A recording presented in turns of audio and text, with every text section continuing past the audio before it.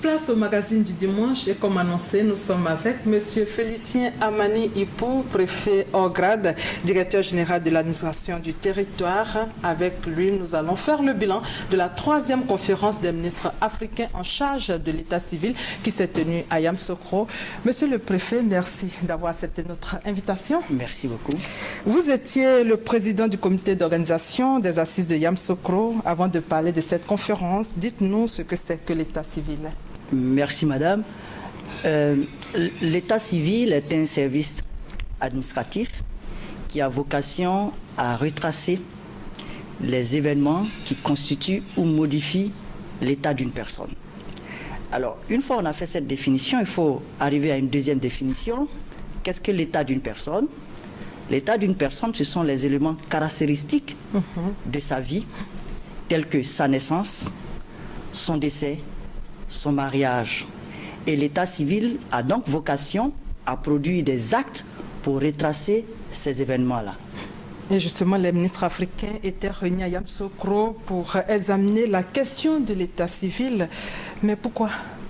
Alors, depuis quelques années, depuis 2010, peut-être même un peu bien avant, un constat a été fait dans les pays africains, c'est que cet instrument important, puisque l'état civil permet à une personne d'être un sujet de droit dans la société, cet instrument important n'avait pas toute sa place, de sorte qu'on ne pouvait plus utiliser les éléments de cet état pour conférer soit la personnalité juridique ou bien pour les utiliser pour concourir au développement des pays.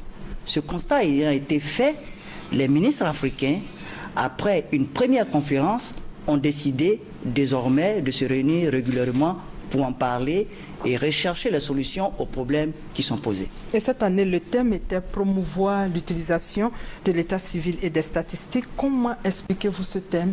Alors, ça me permet de faire un petit retour en arrière. En 2010, à la première conférence en Éthiopie, la conférence a débattu sur l'amélioration du système. En 2012, à Durban, la conférence a débattu sur un point plus spécifique, les infrastructures institutionnelles et humaines. La conférence de Yamoussoukro est un pas en avant parce que ça nous permet d'attaquer le problème du développement, puisqu'il s'agit de mettre en rapport l'état civil et les statistiques de l'état civil dans leur contribution au processus de développement.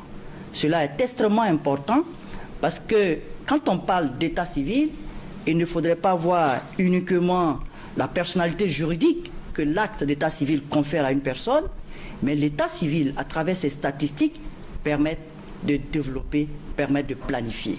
Et c'est en cela que la rencontre de Yamoussoukro est une rencontre extrêmement importante. Tout à l'heure, nous allons faire le bilan de la rencontre de Yamoussoukro, mais avant, nous allons nous rendre justement à Yamoussoukro pour suivre la clôture de vos assises. L'enregistrement des faits d'état civil, notamment les naissances, décès et mariages, constitue la principale source de données nécessaires à un état civil de qualité. En Afrique, les statistiques de l'état civil sont peu fiables. Les gouvernants ont décidé de rectifier le tir. Depuis 2009, nous avons entrepris la réforme de notre système d'état civil. Il y a des faits notables qui sont énoncés dans la loi, notamment l'enregistrement obligatoire, universel et gratuit de tous les actes d'état civil en République du Tchad. La prise en charge de l'état civil constitue un acte de souveraineté pour un pays.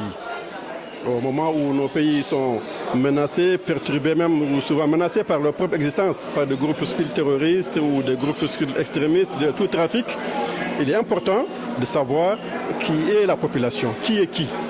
Nous avons jugé nécessaire de mettre en place un programme de modernisation de l'état civil avec beaucoup de composantes, notamment la sensibilisation des délégués de quartier, des maires, des exécutifs locaux.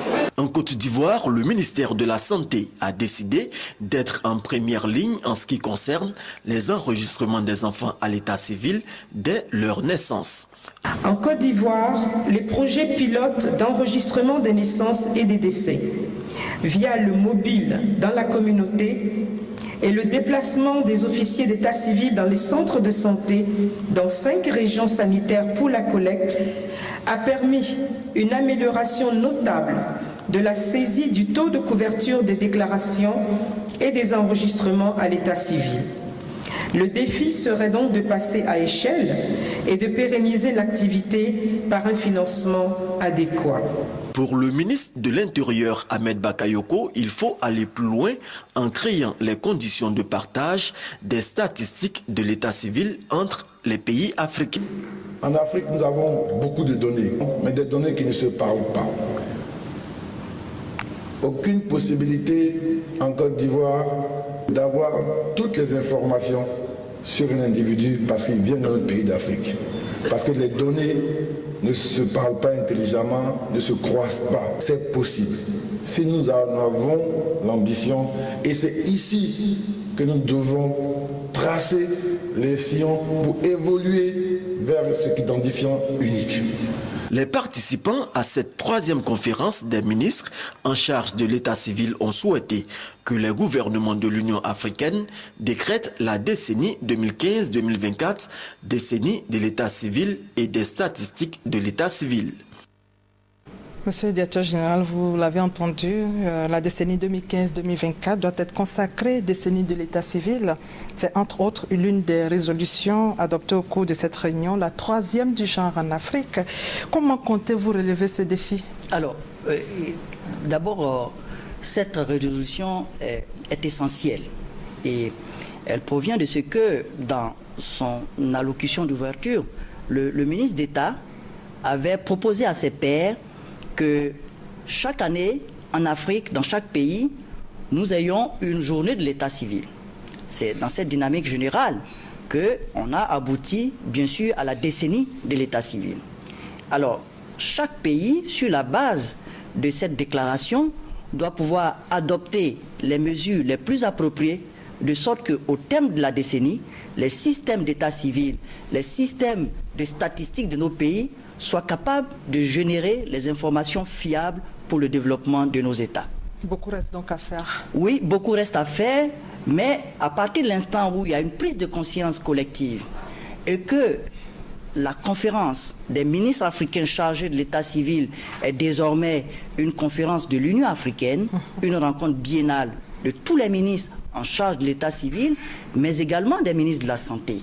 À partir de cette prise de conscience, il va sans dire que l'ensemble des ressources seront mobilisées pour atteindre l'objectif au terme de la décennie. Vous ne baissez donc pas les bras vu l'importance de cet outil de planification et de développement? Absolument, on ne baissera pas les bras. On ne baissera pas les bras et nous avons déjà, en tout cas au niveau de la Côte d'Ivoire, engagé un certain nombre de réformes qui seront dans les années à venir affinées, mises en œuvre pour que l'état civil en Côte d'Ivoire reflète ce que les dirigeants africains attendent de ce système. On peut déjà avoir une idée de ces réformes-là? Oui, les réformes, elles sont de plusieurs ordres.